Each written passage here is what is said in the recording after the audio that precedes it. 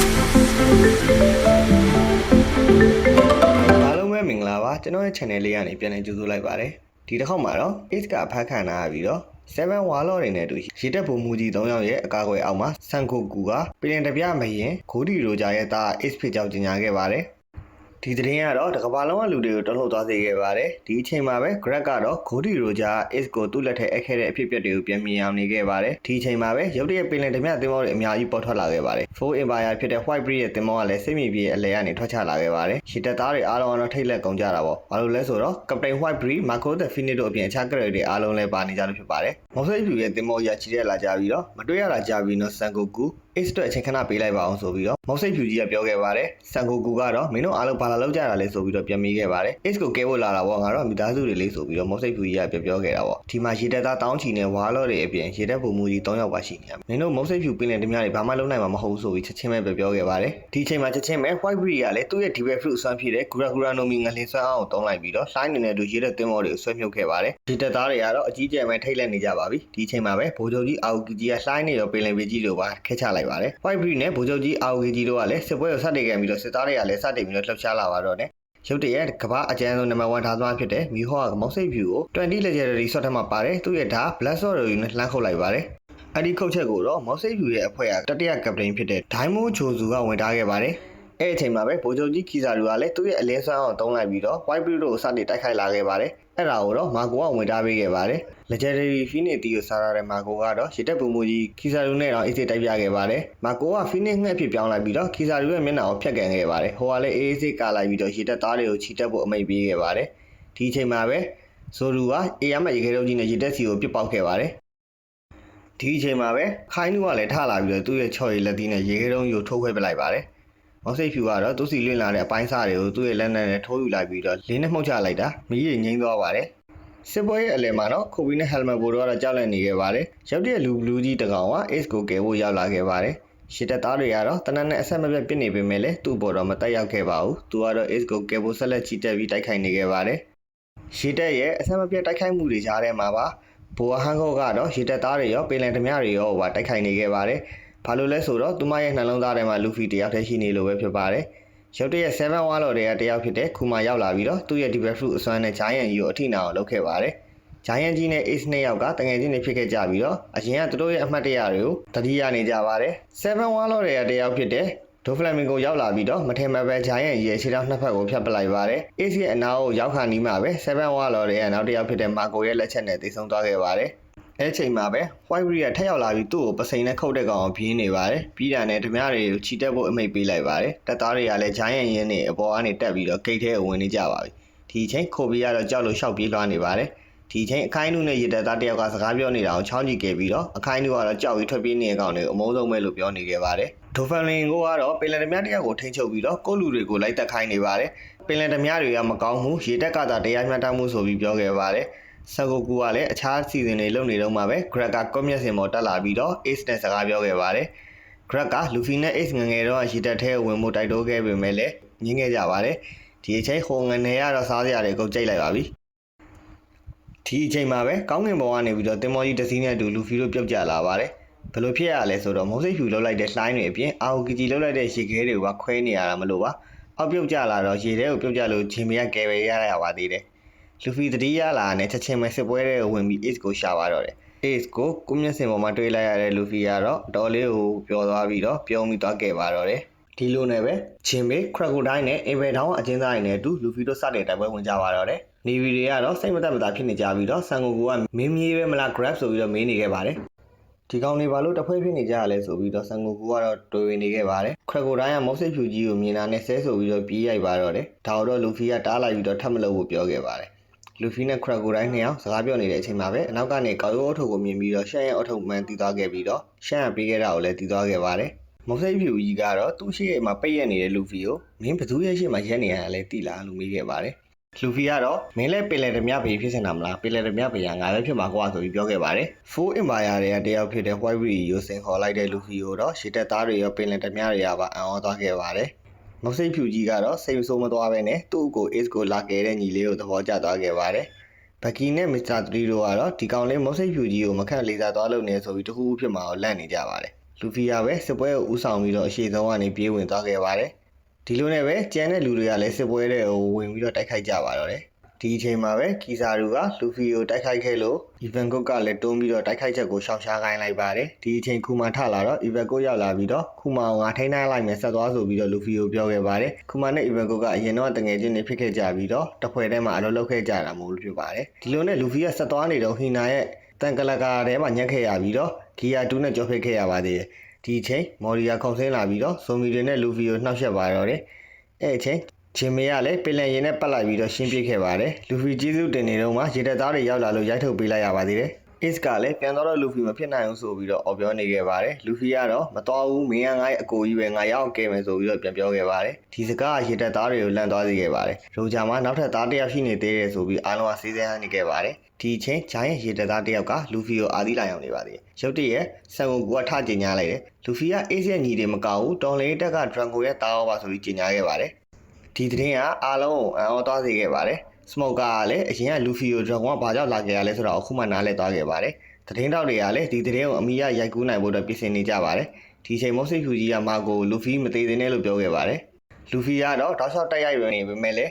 းအစ်ကတော့သူများတွေသူ့အတွက်နဲ့တိုက်ခိုက်နေကြချိန်သူဘာမှမလုပ်နိုင်လို့စိတ်ညစ်နေရပါတယ်လူဖီတယောက်အဆက်မပြတ်တိုက်ခိုက်နေရတော့ထပ်ပြီးတိုက်ခိုက်နေခဲ့ပါတယ်ဒီချိန်ဘက်ကီကဟိတ်ကြီးပန်ကြီးနဲ့စကက်ကြီးစကဲကျဲတွေပြောနေခဲ့ပါတယ်ဒါပေမဲ့သူဒီစစ်ပွဲတွေကနေထွက်ဖို့နီးလန့်ရှာပေမဲ့ဘလို့မှမဖြစ်နိုင်ပါဘူးမော့စိတ်ဖြူကြီးကဘက်ကီကိုမြင်သွားပြီးတော့ပင်လယ်တမြရိုဂျာတင်မောပေါ်မလားလို့မေးခဲ့ပါတယ်မော့စိတ်ဖြူကတော့ဘက်ကီကိုတီးတယ်ဆိုပြီးတော့ဘက်ကီရဲ့ငဘောအဖွဲ့သားတွေကတော့ပို့ပြီးတော့ယုံကြည်ကိုးကွယ်နေကြပါတယ်လူဖီအီဗာဂွတ်နဲ့ဂျင်ဘေတို့ပြန်စုမိသွားပြီးတော့အဖွဲ့လိုက်တိုက်ခိုက်ကြပါတယ်မော်ရီယာရောက်ရှိလာပြီးဂျင်ဘေကမော်ရီယာကိုရင်ဆိုင်ပါတော့တယ်မော်ရီယာရေတပ်သားတွေအရေးတွေကိုဖျက်ယူလိုက်ပြီးတော့သူ့ကိုယ်သူအင်အားဖြည့်ပါတယ်အဲ့ဒါကိုဂျင်ဘေကတစ်ချက်ပဲထိုးချလိုက်ပါတယ်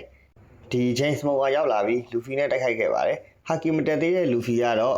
စမောကာကိုဘလို့မှမရှင်နိုင်ဖြစ်နေခဲ့ပါတယ်လူဖီကိုဖမ်းချုပ်ထားပြီးတော့ဒီတစ်ခါတော့မင်းကိုကယ်ဖို့ဘယ်သူမှမရှိဘူးဆိုပြီးပြောခဲ့ပါတယ်အဲ့ချိန်မှာပဲပူဝါဟန်ကိုကဒေါသကြီးနဲ့ရောက်ချလာပြီးတော့စမောကာကိုတီးနေတဲ့အချိန်လူဖီကိုမြင်လိုက်ရတော့အချစ်စိတ်တွေကြွလာလို့လူဖီကိုအစ်လက်ထက်ရဲ့တော့ပေးလိုက်ပါတယ်လူဖီကတော့ရတော့ပျော်ပြီးဟန်ကိုဖတ်ခဲ့ပါသေးတယ်ပေးလေတမတယောက်ကိုဟန်ကိုကဒီလိုဆက်ဆံနေခဲ့တာကိုရေတပ်သားတွေကတော့ကြောင်နေကြပါတယ်ဟန်ကိုကတော့သူနဲ့လူဖီတို့ဖတ်ခဲ့ပြီးတဲ့နောက်မှာသူတို့နှစ်ယောက်မင်္ဂလာဆောင်နေတာကိုစိတ်ကူးရင်နေခဲ့ပါတယ်ဒီလိုနဲ့လူဖီပြေးထက်သွားပြီးတော့စမောကာကလမ်းလျှော့သေးပဲဆက်လက်တိုက်ခိုက်နေတော့မှာပဲဟန်ကိုကဝေထားခဲ့ရပါသေးတယ်လူဖီဆက်ပြေးလာပြီးတော့အီဗာဂွတ်နဲ့တူခူမာဒိုဖရမီကိုတို့နဲ့ရင်ဆိုင်ရပါတော့တယ်ဒိုဖရမီကိုက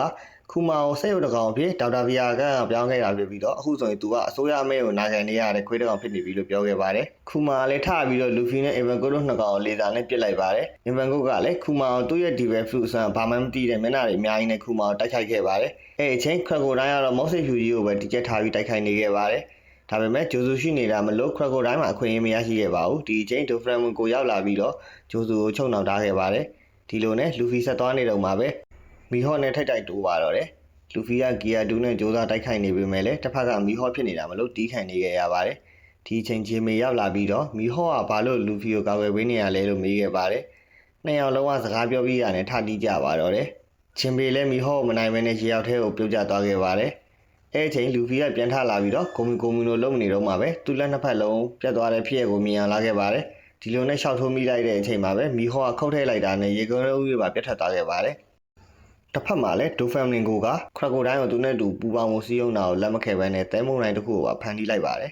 ်လူဖီကမီဟော့လက်ကနေပြင်းနေတော့မှပဲမုံတိုင်းနဲ့ဘက်ကီကိုတွေးလိုက်ရပါတယ်အဲ့ဒါနဲ့ဘလို့မှခုတ်လို့မရတဲ့ဘက်ကီကိုဆွဲယူလိုက်ပြီးတော့အချိန်ဆွဲခိုင်းလိုက်ပါတယ်အဲ့ဒါတော့မီဟော့လမ်းခုတ်လိုက်လို့လမ်းမှာခလုတ်တိုက်နေတဲ့အချိန်မှာမော့စိတ်ဖြူကြီးရဲ့အဖွဲ့က9ယောက်မြောက်ကပတိန်ဗီစတာရောက်လာခဲ့ပါတယ်ဒီတစ်ခါမှလည်းလူဖီတယောက်ပြေးဖို့အခွင့်အရေးရသွားခဲ့ပါတယ်လူဖီရဲ့အကြီးမားသောအားသာချက်ကတော့သူ့အနာရှိတဲ့လူတိုင်းကိုမိတ်ဆွေအဖြစ်ပြောင်းလဲနိုင်တဲ့အစွမ်းရှိတယ်ဆိုတာကိုမီဟော့ကသဘောပေါက်သွားခဲ့ပါတယ်ဒီအချိန်မှာပဲခီဇာတို့ကသူတို့ရဲ့လှုပ်ဝက်တပ်ဖွဲ့တွေကိုချပြခဲ့ပါတယ်ဒါတွေကတော့ခူမာရဲ့ကိုပွားတွေဖြစ်ပြီးတော့သူတို့ကိုပစီဖီစတာတွေလို့သိကြပါတယ်အရင်ကဆိုတကောင်ရဲနဲ့တင်အကုန်ဖေဖဲတွေဖြစ်ကုန်ကြပြီးတော့ခွေးဖိနေကြတာပါအခုလိုအများကြီးကိုမြင်လိုက်ရတော့အံ့ဩနေခဲ့ကြပါတယ်ဆူဗာနိုဗာနဲ့ပစီဖီစတာတွေအပြန်ဆိုင်တိုက်ခိုက်ခဲ့ကြပြီးတော့ပြည်နယ်လူများတွေဘက်ကပို့ပြီးတော့အထိနာနေခဲ့ပါတယ်ပစီဖီစတာတွေရဲ့လုံနိုင်စမ်းတွေမြင်လာရတဲ့လူတွေကတော့အားသိနေကြပါတယ်ဒီလိုနဲ့လူဖီဆက်သွားနေတော့မှပဲခီဇာတို့ရောက်လာပြန်ပါတယ်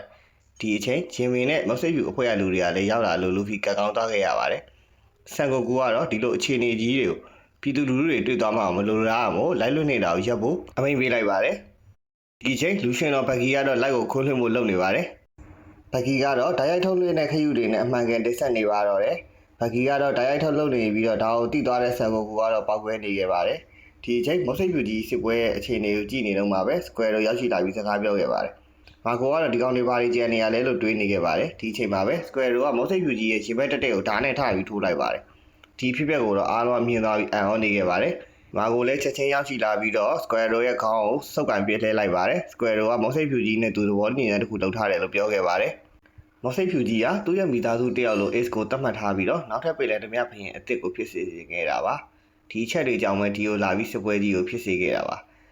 ဘလောက်မိုင်မင်းနေပါစေငါးဖွဲ့ဝင်ကငါးမိသားစုပါပဲလို့မော်စိတ်ဖြူကြီးကပြောခဲ့ပါတယ် Square ကလည်းနားလည်သွားပြီးတော့ငိုနေခဲ့ပါတယ်မာကိုကတော့ဓာတ်တို့ခံလိုက်ရတာမို့မော်စိတ်ဖြူကြီးကိုပဲရေးကြီးနဲ့စောင့်ကြည့်နေခဲ့ပါတယ်ဒီအချိန်မှာပဲမော်စိတ်ဖြူကြီးကသူ့ရဲ့ဂူရာနိုမီဆက်ကိုထပြီးသုံးပါတော့တယ်အဲ့ချင်းရေခဲတွေကလည်းကွဲပြီးကျသွားပါတော့တယ်ဒီချိန်မှာပဲအားလုံးကိုစုတ်ခွာဖို့အမိန်ပေးနေပေမဲ့လည်းအားလုံးကတော့စိတ်တွေတက်ကြနေရပါပြီဒီလိုနဲ့မော့စိတ်ဖြူကြီးကသူ့ရဲ့တဲမဲဝါကနေပြီးတော့ခုန်ဆင်းလာခဲ့ပါတော့တယ်ဆက်ကိုကူကတော့လူတိုင်းအောင်တတိထားဖို့ပြောနေခဲ့ပါတယ်ဘာလို့ဆိုမော့စိတ်ဖြူကြီးက War Strong Man ဖြစ်နေလို့ပါပဲရှီတက်ကမော့စိတ်ဖြူကြီးကိုအမြောက်တွေနဲ့ဝိုင်းပစ်ခဲ့ကြပေမဲ့သူ့ဆွမ်းရဲ့လက်သီးတစ်ချက်ကအကုန်လုံးကိုရှင်းပြနိုင်ခဲ့ပါတယ်အဲ့ဒီအချိန်ဘယ်မှမသိတဲ့ဂျိုင်းရဲ့ရေတသားတစ်ကောင်ကအပေါ်ကနေဓာတ်နဲ့ခုတ်ချလိုက်ပါတယ်အဲ့ဒီခုတ်ချက်ကိုတော့မော်စိတ်ဖြူကြီးကအသားလေးကာပြခဲ့ပြီးတော့ပြန်တိုးထုတ်လိုက်ပါတယ်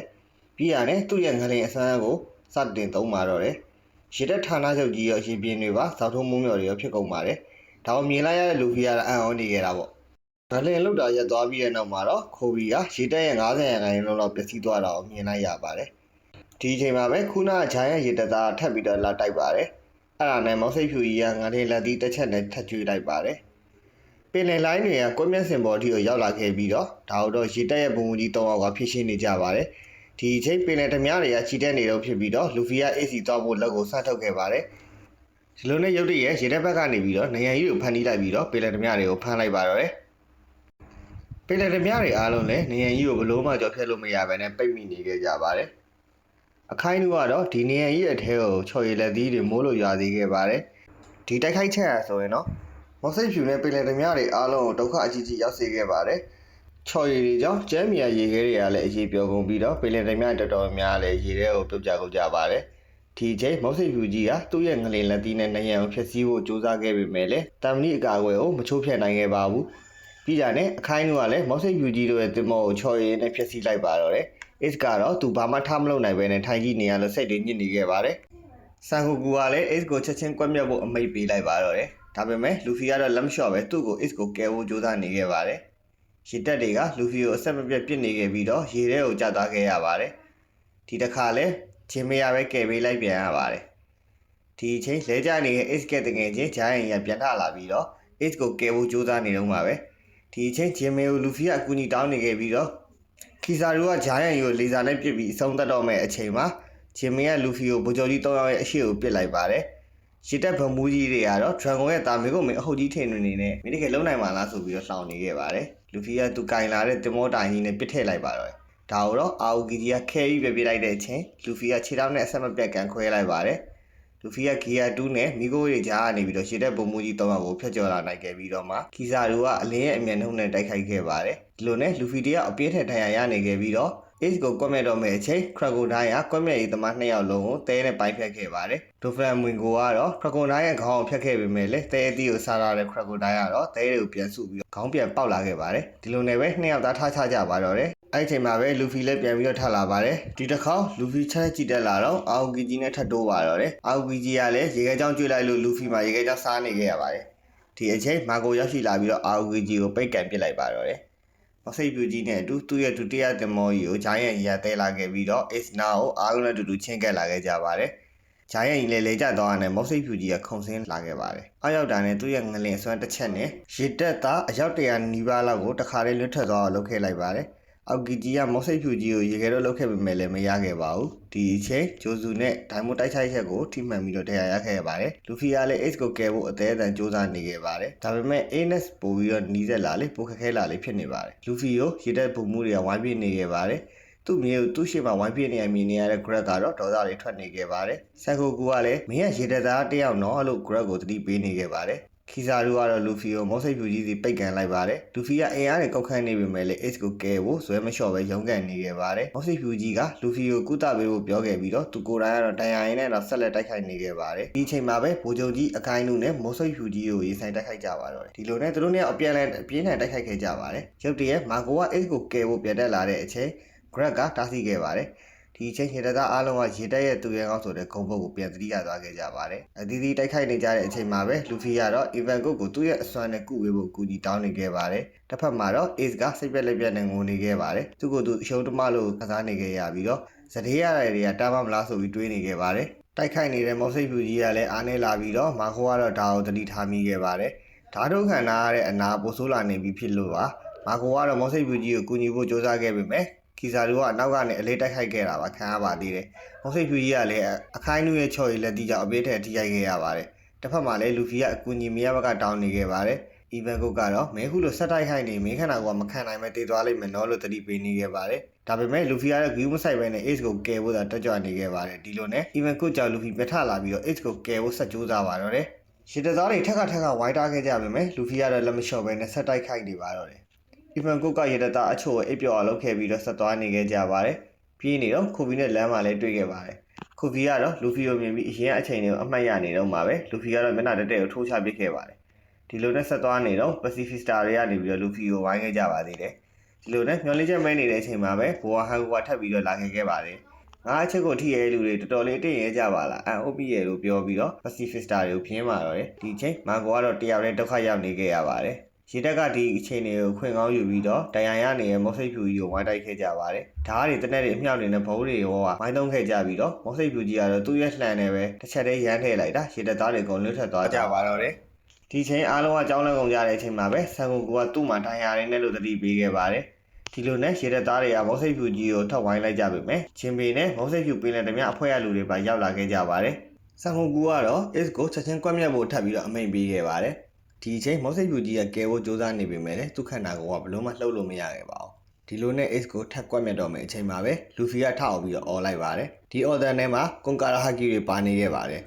လူဖီရဲ့ကွန်ကာရာဟာကီကြောင့်ကွက်မြတ်သမား2ယောက်နဲ့နီနာရေတက်သမားတော်တော်များပါသတိလစ်သွားခဲ့ပါတယ်ရှေတက်ကမုံမူကြီး3ယောက်ကပါအန်အားတင်သားခဲ့ရပြီးတော့လူဖီကိုအရင်ဖြည့်ရှင်းမှရမယ်ဆိုတာသိလိုက်ရပါတယ်ဂရက်ကတော့သူ့မြေးဖြစ်နေတာမို့ကွန်ကာရာဟာကီတုံးတက်တာမဆန်းဘူးလို့ပြောနေခဲ့ပါတယ်ဒီလိုနဲ့လူဖီတယောက်ပြေးနေတော့မှပဲလမ်းမှာ Ivanko နဲ့ထပ်တွေ့ရပါတော့တယ်သူ့ဖွဲ့ဝေတွေအပြစ်စစ်ပွဲတွေကပင်လယ်ဓမြတွေအားလုံးလူဖီတို့အချိန်ဆွဲပေးခဲ့ကြဖို့အတွက်မော့စိတ်ဖြူကြီးကပြောခဲ့ပါတယ်ဒီလိုနဲ့မော့စိတ်ဖြူပင်လယ်ဓမြအဖွဲ့နဲ့အတူလူဖီတို့ခြိတက်လာခဲ့ကြပါတယ်ဒီအချိန်မှာပဲမီဟော့ကရောက်လာလို့မစ္စတာဝမ်နဲ့အတူခရကိုဒိုင်းတို့ရေးဆိုင်ကြပြီးတော့လူဖီတို့ဆက်သွားစေခဲ့ပါတယ်ဒီလိုနဲ့ H ရကွဲမဲ့စင်နာကိုရောက်လာတဲ့အခါမှာ Ivanko ကအင်နဇူမာကိုလူဖီအတွက်လမ်းခင်းပေးဖို့ပြောခဲ့ပါတယ်အင်နဇူမာကလည်းသူ့ရဲ့ကက်ကြီးအဆန်းကိုတုံးပြီးတော့လမ်းခင်းပေးခဲ့ပါတယ်လူဖီကလည်းခင်းမေးရတဲ့ ACI လမ်းကြောင်းပေါ်ကိုပြေးသွားနေတော့မှပဲအရှိမသူ့အဖိုးဖြစ်သူ Greg ကပိတ်ရဲလိုက်ပါတယ်လူဖီတို့နောက်ဆုံးတားဆီးကသူ့အဖိုးကိုယ်တိုင်ပဲဖြစ်နေခဲ့ပါတယ်ဒီအချိန်မှာပဲလူဖီနဲ့ Greg တို့မြေဖို့နေအောင်ငငယ်ကသူတို့ရဲ့အမှတ်တရလေးတွေကိုသတိရနေခဲ့ပါတယ်လူဖီငငယ်က Greg နဲ့တူတူလေ့ကျင့်ခဲ့ကြပြီးတော့ Greg ကတော့သူ့မြေလေးကိုရေတက်သားဖြစ်စေခြင်းခဲ့တာပါဒါပေမဲ့လူဖီကတော့ပေလက်တများဖြစ်လာဖို့ပဲပြောနေခဲ့ပါတယ် Greg ကတော့သူ့ပြောသမျှစကားကိုဘယ်တော့မှလည်းနားမထောင်တဲ့မြေတရားကိုချစ်နေခဲ့ပါတယ်ဂရက်ကတော့မင်းကိုဖျက်သားခွင့်ပေးနိုင်ဘူးလို့ပြောခဲ့ပါတယ်။လူဖီကလည်းဒီတစ်ခါတော့ဆက်သွားမှဖြစ်မယ်လို့ပြန်ပြောလိုက်ပါတယ်။သူတို့နှစ်ယောက်နီးကပ်လာတဲ့အချိန်မှာပဲဂရက်ကလူဖီကိုထိုးတော့မယ့်အချိန်ဂီယာဒုနဲ့သူ့ဖိုးဖြစ်သူရဲ့မျက်နှာတက်တဲ့ကြီးကိုလူဖီကထိုးချပစ်လိုက်ပါတယ်။သူချစ်ရတယ်သူ့ရဲ့မြေးဖြစ်နေလို့သူကပဲလူဖီရဲ့လက်သီးရှိကိုမျက်နှာတက်တဲ့ကြီးနဲ့ဝင်ထိုးဝင်ခဲ့တာပါ။ဒီအချိန်အားလုံးကအန်အောနေခဲ့ကြပါတယ်ဂရက်ကအရင်လို Marine of the Hero ဆိုတဲ့ခေါ်ပုံနဲ့မညီတော့ပဲတာမန်လူသားပဲရှိရတယ်လို့ပြောနေခဲ့ကြပါတယ်လူဖီကနောက်ဆုံးမှာတော့ AC ကိုရောက်ခဲ့ပြီးတော့တောက်ဖွင့်ပေးဖို့ကြိုးစားနေခဲ့ပါတယ်ဒီအချိန်မှာပဲဆန်ကိုကူကလည်းသူ့ရဲ့ဗုဒ္ဓအသွင်ကိုပြောင်းလိုက်ပြီးတော့လူဖီကိုတားဖို့ကြိုးစားပါတော့တယ်တောက်ဖွင့်တော့မယ့်အချိန်ခီဇာတို့ကလေဆာနဲ့အဝေးကနေတော့ပစ်လိုက်တာတော့ကြိုးရသွားခဲ့ပါတယ်မစ္စတာတူကလူဖီကိုဘယ်ချိန်ဖြစ်ဖြစ်ကူညီမယ်လို့ပြောထားခဲ့ပါတယ်အခုလိုမျောလင်းချက်မဲနေတဲ့အချိန်မှာတော့မစ္စတာ3ကိုပြောပြီးသူ့ရဲ့အစွမ်းနဲ့ဖျောင်းတော့တစ်ချောင်းဖန်တီးပေးခဲ့ပါတယ်ဒီအချိန်ဆန်ကိုကူရဲ့လက်တီးချက်ကိုမြင်လိုက်ရတဲ့လူဖီကဘောလုံးလုတ်ပြီးတော့ Ace နဲ့မစ္စတာ3ကိုကာကွယ်ပေးခဲ့ပါတယ်မစ္စတာ3ကလည်းလူဖီရဲ့ဘောလုံးအောင်မှာဖျောင်းကာနဲ့ Ace ကိုထပ်ကာကွယ်ပေးထားပါသေးတယ်ဆန်ကိုကူလက်ချက်ချောက်ကွက်မျက်စင်ကြီးလည်းကြိုးကျသွားခဲ့ရပါတယ်တာ3ကဖျောင်းတော့တစ်ချောင်းဖန်တီးပြီးတော့လူဖီစီကိုပြစ်ပေးခဲ့ပါတယ်လူဖီကတော့ဖွင့်ပေးပြီးရနဲ့ငါစကားကိုအမြဲတမ်းဘာလို့နားမထောင်ရလဲလို့လူဖီကို Ace ကဆူနေခဲ့ပါတယ် မော်ဆက်ဖြူပင်လယ်ဓမြတွေအားလုံးပျော်ရွှင်နေကြပြီးတော့ Ace လို့ပြေးဟေးလို့အော်ဟစ်နေကြပါတယ် Ace နဲ့ Luffy တို့နှစ်ယောက်အပြန်လမ်းမှာရေတပ်သားတွေနဲ့ရင်ဆိုင်ရပါတော့တယ်ဆက်သွားနေတော့အာဂီကြီးနဲ့ထိတ်တိုက်တိုးပါတော့တယ်ရှေကဲရဲ့အားနဲ့ချက်ကအပူတန်းဖြစ်တာမလို့မီးဖြစ်တဲ့ Ace ကအသာစီးရခဲ့ပါတယ်ဆန်ကိုကူကတော့ဒီဖြစ်ရက်ကိုရေတပ်ရဲ့ခေါင်းသိက္ခာကြတယ်ဆိုပြီးတော့ဒေါသထွက်နေခဲ့ပါတယ်မော်စိတ်ဖြူကြီးတို့ရဲ့တင်မောနဲ့သူ့ဖွဲ့သားတွေနဲ့အတူဘယ်မှမသိဘူးလွတ်ထွက်လာတဲ့မော်စိတ်ဖြူကြီးကဒါကိုလက်ထွက်ထဲနဲ့တားခဲ့ပါတယ်ဒီချိန်မော်စိတ်ဖြူကြီးရဲ့သူ့ရေတပ်ကိုတားထားမှဖြစ်လို့မင်းတို့အကုန်ထွက်ပြေးကြလို့အမိန့်ပေးခဲ့ပါတယ်ဒီလိုနဲ့ White Beard လည်းသူ့ရဲ့ငလင်းလက်သီးတစ်ချက်နဲ့ရေတပ်သားတွေကိုစောင့်ထိုးလုပ်ပြေးခဲ့ပါတယ်ချမ်းသာအာနာဂုံတိတ်ခတွေအတွက်မဟုတ်ဘဲနဲ့ဗီသားစုတစုအတွက်သာအသက်ဆုံးပြီးတိုက်ခိုက်နေခဲ့တာပဲဖြစ်ပါတယ်White Beard ကလည်းဆက်လက်တိုက်ခိုက်နေတဲ့အချိန်မှာပဲ Ace ကတော့အားလုံးရဲ့အသက်ဆုံးမှုတွေနဲ့မော်စိတ်ဖြူကြီးရဲ့အားထုတ်မှုတွေအတွက်ပါဒူးထောက်ပြီးတော့ကျေးဇူးတင်စကားပြောနေခဲ့ပါတယ်ဒီလိုနဲ့ Luffy, Ace နဲ့ Jinbei တို့ဆက်သွားနေတော့မှပဲအခိုင်နူနဲ့ထပ်တွေ့ပါတော့တယ်အခိုင်နူကလည်းမော်စိတ်ဖြူပင်လယ်ဓမြတွေနဲ့မော်စိတ်ဖြူကရန်ရမှာငတုံးတွေလို့လှောင်နေခဲ့ပါတယ်Ace ကတော့ဒေါသထွက်သွားခဲ့ပြီးတော့ချော်ရည်နဲ့မီးဖြစ်တာမို့ထိခိုက်ပူကောင်းမှုနဲ့ချော်ရည်ကပဲအနိုင်ရခဲ့ပါတယ်ဒီအချိန် Luffy ကလှုပ်မရဖြစ်နေခဲ့ပြီးတော့အခိုင်နူကဒါကိုအခွင့်ကောင်းယူပြီးသူ့ရဲ့ချော်ရည်လက်တီးနဲ့ထိုးပါတော့တယ်ချော်ရည်လက်တီးရဲ့ Luffy ကိုထိတော့မယ့်အချိန်မှာ Ace ကဒီထိုးချက်ကိုဝန်ခံခဲ့ပါတယ်ဒီတိုက်ခိုက်ခက်ကိုဝန်ခံလိုက်တဲ့ Ace ကတော့ရင်ဘတ်မှာအပေါက်ကြီးဖြစ်သွားခဲ့ရပါတယ်ဒီအဖြစ်အပျက်ကအားလုံးအရန်ဒေါသထွက်သွားစေခဲ့ပါတယ်လူတိုင်းမှာအခိုင်နူကိုဝိုင်းတိုက်ကြပေမဲ့ Logia user အခိုင်နူကတော့ဘာမှမဖြစ်ခဲ့ပါဘူးAce ကိုတက်ပြီးတာတော့မကျင်နဲ့သေးပဲနဲ့အခိုင်လူတစ်ယောက်က Luffy ကိုထပ်ပြီးတော့တိုက်ခိုက်ခဲ့ပါတော့တယ်ဒီအချိန်ဂျီမင်ရောက်လာပြီးတော့ဒီတိုက်ခိုက်ခွက်ကို Luffy ရဲ့အရှိန်အနေဝင်ကာခဲ့ပါတယ် Grad တစ်ယောက်ကတော့ Ace ကိုတက်တဲ့အခိုင်လူစီကိုတွားနေခဲ့ပါတယ်လမ်းမှာဆန်ကိုကူကဝင်ထားခဲ့ပြီးတော့ Grad ကတော့ငါ့ကိုမတားနဲ့သူ့ကိုအခုတက်ပြစ်မယ်လို့ပြောနေခဲ့ပါတယ်ဒီအချိန် Luffy က Ace ကိုဖတ်လိုက်ပြီးတော့အစင်ပြေလား Ace ကပြောပါအောင်လို့ပြောခဲ့ပါတယ် Ace ကတော့ Luffy ကတောင်းပန်ပါတယ်လို့ပဲပြန်ပြောခဲ့ပါတယ် Luffy ကတော့လူတိုင်းကိုကူညီတောင်းနေခဲ့ပေမဲ့လည်းAce ရဲ့ထိုင်ရာအတွင်းအင်္ဂါတချို့မရှိတော့တဲ့အပြင်အခုထိပါလောင်ကျွမ်းနေပါသေးတယ်။ဒါကြောင့် Ivago ကိုယ်တိုင်ရောဘယ်သူမှပါ Ace ကိုကယ်လို့မရတော့ပါဘူး။ Luffy ရဲ့စိတ်ထဲမှာတော့အရင်တုန်းက Ace နဲ့အမှတ်တရတွေကိုသတိရနေခဲ့ပါတယ်။ Ace ကတော့လူတိုင်းရဲ့မေတ္တာကိုရရှိခဲ့ပြီးတော့နောက်နောက်ရစရာမရှိတဲ့ဘဝတစ်ခုမှာပျော်ပျော်ရွှင်ရွှင်နဲ့ဖြတ်သန်းခဲ့ရပါတယ်။နောက်ဆုံးမှာတော့ Luffy ကျေးဇူးတင်ပါတယ်ဆိုပြီးတော့ပြောခဲ့ပါတယ်။ဒီလိုနဲ့ Ace ရဲ့နောက်ဆုံးအချိန်မှာ Luffy ရဲ့လက်ထဲမှာဖြစ်နေခဲ့ပါတယ်။အားလုံးကလည်းဝမ်းနေပြီးတော့ငိုယိုနေခဲ့ကြပါတယ်။လူဖီကတော့သူ့ကိုတရားအခုလိုအဆုံးရှုံးခံလိုက်ရတာကိုလက်မခံနိုင်ပဲနဲ့စိတ်ပြတ်ရင်းနဲ့သတိလစ်သွားခဲ့ပါတယ်။အခွင့်အရေးကိုချောင်းနေတဲ့အခိုင်လူကတော့လူဖီကိုထပ်ပြီးတော့တိုက်ခိုက်လာပါတော့တယ်။ဒီအချိန်မှာကိုရောက်လာပြီးတော့လူဖီကိုကာကွယ်ပေးခဲ့ပြီးအားလုံး Ace အစားလူဖီကိုကာကွယ်ပေးကြဖို့အမိန့်ပေးခဲ့ကြပါတယ်။ရုတ်တရက်မော့စိတ်ဟူကြီးရောက်လာပြီးတော့အခိုင်လူရဲ့အနောက်ကနေငလင်လက်တီးကျွေးခဲ့ပါတယ်။အခိုင်လူကပြန်ထလာပြီးတော့မော့စိတ်ဟူကြီးကိုလည်းချော်ရည်လက်တီးပြန်ကျွေးလိုက်ပါတယ်။မော့စိတ်ဟူကြီးကအခိုင်လူရဲ့အင်ဂျီကိုကန်ပြီးတော့လေပေါ်မြောက်တင်လိုက်ပါတယ်။ Ace အတွက်ကလစားပြန်ချေဖို့ပြန်ကြလာတဲ့အခိုင်လူကိုမြေကြီးတဲ့အကွဲတဲ့ထိပါငလင်လက်တီးထက်ကျွေးပြလိုက်ပြန်ပါတယ်ဒီလိုနဲ့အခိုင်လူတယောက်6ထဲပြုတ်ကျသွားခဲ့ပါတယ်ဒီလက်သီးချက်ကြီးဟာစစ်မီပြင်းကြီးကိုပါနှစ်ချမ်းကွဲသွားစေခဲ့ပါတယ်မာကိုကတော့အခြေအနေမကောင်းတဲ့မော့စိတ်ဖြူကြီးအတွက်စိတ်ပူနေခဲ့ပါတယ်မော့စိတ်ဖြူကြီးကတော့နောက်ဆုံးချိန်ထိသူ့ကိုထားခဲ့ပြီးအလုံးထွက်သွားကြဖို့အတွက်အမိန့်ပေးနေခဲ့ပါတယ်ဒီလိုနဲ့ဂျင်မီကလူဖီကိုတည်ပြီးပြေးနေတယ်မှာပဲမော့စိတ်မဲပင်တဲ့ဓမြတွေမော့စိတ်ဖြူကြီးအနားမှာပေါ်လာခဲ့ပါတယ်မော့စိတ်မဲကိုတွေးလိုက်ရတဲ့မော့စိတ်ဖြူကြီးကတော့တစ္ဆာဖောက်ကိုရှင်းပစ်ဖို့ကြိုးစားပါတော့တယ်မော့စိတ်မဲပင်တဲ့ဓမြတွေရှိတဲ့ဘက်ကိုငလင်လိုင်းလုံးနဲ့ပစ်ခဲ့ပြီးတော့မော့စိတ်မဲပြန်ထလာပြီးသူ့ရဲ့အမှောင်ဆွမ်းအားကိုစသုံးပါတော့တယ်မော့စိတ်ဖြူကြီးရဲ့ငလင်ထိုးချက်တိုင်းကိုသူ့ရဲ့အမှောင်ဆွမ်းအားနဲ့အားလုံးကိုအေးဆေးဆုပ်ယူပစ်လိုက်ပါတယ်မော့စိတ်ဖြူကြီးကလည်းသူ့ရဲ့ဓာတ်နဲ့ခုတ်ချလိုက်ပြီးတော့လဲကျသွားတဲ့မော့စိတ်မဲရဲ့လေဘင်းကိုညှစ်ကငလင်အားနဲ့ဖောက်ခွဲခဲ့ပါတယ်ဒီလိုဒဏ်ရာတွေနဲ့အခြေအနေတွေမှာတော့မော့စိတ်မဲကရုန်းကန်ပြီးပြန်ထလာခဲ့ပါတယ်ဒီအချိန်မော့စိတ်ဖြူကြီးအနားကိုကတ်လာခဲ့ပြီးတော့ထိုးဖို့လုပ်နေတော့မှပဲမော့စိတ်မဲပင်လေဓမြတွေကတက်နက်တွေနဲ့အဆက်မပြတ်ဝိုင်းပစ်ခဲ့ကြပါတယ်မာကိုနဲ့မော့စိတ်ဖြူပင်လေဓမြတွေအားလုံးကဒီဖြစ်ရက်ကိုဒဏ်ရာတွေကြောင့်ဘာမှမလုပ်နိုင်ပဲထိုင်ကြည့်နေခဲ့ရပါတယ်တက်နက်တွေအဆက်မပြတ်ပစ်တာရက်လိုက်တဲ့အချိန်မော့စိတ်ဖြူကြီးကအသက်ရှင်နေသေးတော့အားလုံးအံ့ဩကုန်ကြပါတယ်ဒီအချိန်မော့စိတ်ဖြူကြီးနဲ့ဂိုလီတို့ကြတော့စကားပြောရင်းတောက်စားနေခဲ့ကြတဲ့အချိန်ကိုတတိယသွားခဲ့ပါတယ်နာမည်မှာဒီပါတဲ့လူတွေရဲ့အကြောင်းနဲ့ One Piece အကြောင်းပြောနေခဲ့ကြပါတယ်ဒီပါတဲ့လူတွေကအလွန်ထူးချွန်ကြပြီးတော့ကဘာကြီးကိုကယ်တင်မဲ့လူတွေပဲဖြစ်ပါတယ်။မော့စိတ်ဖြူကြီးလည်းအရင်ကမတ်ရှယ်တီတီချ်လို့တီးခဲ့ကြပြီးတော့အခုတော့အဲ့လူကမန်ဂီဒီလူပြီးဖြစ်နေမဲ့သဘောပေါက်သွားခဲ့တယ်။မော့စိတ်ဖြူကြီးမသိရင်One Pieceကတကယ်ရှိတယ်လို့စစ်မြေပြင်တစ်ဝိုက်ကိုအော်ပြောခဲ့ပါတယ်။ဒီသတင်းကသူ့နောက်တစ်ဝိုက်ကလူတွေပါမကပါဘူး။တစ်ခွာလုံးမှာရှိတဲ့လူတွေကအံ့ဩသွားစေခဲ့ပါတယ်။အဲ့ဒါပြီးတာနဲ့မော့စိတ်ဖြူကြီးတယောက်ကလည်းမတက်ရက်ပြီးတော့တည်သားခဲ့ပါတယ်။မော့စိတ်ဖြူကြီးတယောက်တိုက်ပွဲတစ်ယောက်ထိုင်ရနေအများကြီးရခဲ့ပေမဲ့နောက်ကျောမှာတော့ဘာထိုင်ရမှမရခဲ့ပါဘူး။ဒီအချိန်လူတိုင်းဘာမှမလုပ်နိုင်ကြဘဲနဲ့ထွက်ပြေးကြပါတော့တယ် စိတ်မဲကတော့တင်နေတဲ့မုတ်စိတ်ဖြူကြီးရဲ့အလောင်းကိုအမဲအောင်ပိတ်စာကြီးနဲ့အုပ်လိုက်ပါတယ်ဒီအချိန်ဂျင်ဘေကလူဖီကိုကယ်ပြီးပြေးနေတော့မှာပဲအခိုင်လူကအသက်ရှင်နေသူတို့ရဲ့အချိန်မှာပေါ်လာပါတယ်အခိုင်လူကလူဖီကိုပြစ်မှတ်ထားနေသေးပါပဲဒီအချိန်အီဗန်ကွတ်တို့ရောက်လာပြီးတော့ကယ်ဖို့ကြိုးစားကြပါတော့တယ်တစ်ဖက်မှာလည်းမုတ်စိတ်မဲကပိတ်စာအမဲကြီးတွေကနေထွက်လာပြီးတော့သူ့ရဲ့အမှောင်စွမ်းအင်ရောမုတ်စိတ်ဖြူကြီးရဲ့ငလင်စွမ်းအားကိုပါတုံးပြခဲ့ပါတယ်ဒီဖြစ်ရကလူတိုင်းအောင်အော်တင်စင်ခဲ့ပါတယ်လူတစ်ယောက်ကဒီဘက်ဖလူတစ်လုံးကိုပဲစားနိုင်မှာဖြစ်ပြီးတော့တစ်လုံးနဲ့ပူစားခဲ့ရင်တေးသွားမှာပါမောက်စိတ်မဲကြီးဘယ်လိုလုပ်ခဲ့တာလဲဆိုတဲ့မိကုန်းနဲ့လည်းထွက်လာခဲ့ပါတယ်မောက်စိတ်မဲရဲ့ငလင်လက်တီးကြောင့်ရေတက်လဲဆောက်ထိုးဖြစ်ရပြန်ပါပြီရုတ်တရက်ဆန်ဝကူကမောက်စိတ်မဲနဲ့ပင်လယ်ဓမြတွေကိုတိုက်ခိုက်ခဲ့ပါတယ်ရေတက်သားတွေအားလုံးလည်းမျောလေးချက်ပြန်ပြီးရှိလာခဲ့ပါတယ်ဒီအချိန်အခိုင်အနဲ့တိုက်ခိုက်နေတဲ့အီဗန်ကွတ်တို့လည်းတရားလေးနဲ့ဆက်ပြီးတော့တောက်မခံနိုင်ကြတော့ပါဘူးချင်းမေကလည်းလူဖီကိုတည်ပြီးတော့ပင်လယ်ထဲကိုခုန်ဆင်းလိုက်တဲ့အခါမှာတော့အော်ကီဂျီနဲ့အတူရေခဲမြစ်ကြီးခဲနေတာကိုတွေ့လိုက်ရပါတော့တယ်ဒီလိုနဲ့အခိုင်ਨੂੰခုန်တက်လာပြီးတော့ချင်းမေရဲ့ကြောဘက်ကိုထိုးဖောက်ခဲ့ပါတယ်လူဖီနဲ့ဂျင်မေတို့နှစ်ယောက်တန်ရာတွေအပြည့်ထန်ရနေခဲ့ပြီးတော့လူဖီရဲ့ကောင်အုပ်ထောက်ကပြုတ်တက်ကြံခဲ့ပါတယ်ဂျင်မေတယောက်ညှော်လေးချက်မဲ့နေတော့မှာပဲခွက်ကိုတိုင်းဟာအခိုင်နုရဲ့ခါကိုတဲရည်နဲ့ဖြတ်လိုက်ပါတယ်ပြီးတာနဲ့လူဖီတို့ကိုတဲမုံတိုင်းနဲ့တွန်းပို့ပြီးတော့ကဲခဲ့ပါတယ်ဒီလိုနဲ့ဘက်ကီရှိရာကိုရောက်သွားပြီးတော့အခိုင်နုတယောက်အောက်ကနေလှမ်းထိုးနေပါတော့တယ်ဒီချိန်မုတ်စိတ်ဖြူပင်တဲ့ဓမြအဖွဲ့ရောက်လာပြန်ပြီးတော့အခိုင်နုကိုဝိုင်းတကြပါတော့တယ်ဒီလိုနဲ့ဘက်ကီတို့လေလင်းနေကြတဲ့အချိန်မှာပဲရင်ကုန်တင်မော်တစီရောက်လာပြီးတော့အထက်ကနေ traffic ကလောထွက်လာခဲ့ပါတယ်လူဖီကိုသူ့စီအခက်ကိုပြောပြီးတော့ဘက်ကီကတော့မင်းကိုဘာလို့ယုံရမှာလဲကွာလို့ပြန်ပြောခဲ့ပါတယ်။ဘာလို့ဆို तू ကဆရာဝန်တယောက်ဖြစ်ပြီးတော့လူဖီနဲ့လည်းတငယ်ချင်းတွေဖြစ်ခဲ့ကြလို့ပါ။တစ်ချိန်တည်းမှာပဲဆန်ကူကူနဲ့မော့စိတ်မဲတို့တိုက်ခိုက်နေကြပါတယ်။မော့စိတ်မဲကတော့သူ့ရဲ့ငလင်အစွမ်းအောင်စမ်းသပ်နေခဲ့ပါတယ်။ဂရက်ကလည်းတိုက်ခိုက်ဖို့ကြိုးစားနေခဲ့ပါတယ်။ရုတ်တရက်မော့စိတ်မဲရဲ့ငလင်စွမ်းအားနဲ့ပင်လယ်ပြင်ကြီးကိုပါတောက်ထိုးလုပ်နေပြန်ပါပြီ။ဒီအချိန်ခိုဘီကတော့လူတွေရဲ့ငိုကြွေးတန်နေနဲ့မိသားစုတွေနဲ့ခွဲရမှကြောက်နေတဲ့လူတွေရဲ့အတန်တွေကိုကြားနေခဲ့ရပါတယ်။ဒီတိုက်ပွဲကဘာအတွက်လဲလူတွေရဲ့အသက်တွေကိုဘာလို့စတေးနေရလဲလို့တယောက်တည်းမိဖို့နေထုတ်နေခဲ့ပါတယ်အလောင်းနေနဲ့ဒဏ်ရာနေရတဲ့လူတွေမြင်နေရတဲ့ခိုဘီကတော့လုံးဝစိတ်ထိခိုက်နေပါတယ်ဘက်ကီကလောကိုတန်တရားဝင်နေတော့မှပဲခီစာတို့ကနေပြီးတော့လေစာနဲ့လှမ်းပစ်လို့မတက်တာပဲအပ်ခဲ့လိုက်ရပါတော့တယ်တင်းမောပေါ်ရောက်သွားပြီးတော့မကျင်တဲ့သေးပဲနဲ့အခိုင်နုတယောက်တင်းမောကိုလှမ်းဖြတ်စီးဖို့လုပ်နေတော့မှပဲခိုဘီကဂျားနဲ့ဝင်ထားခဲ့ရပါသေးတယ်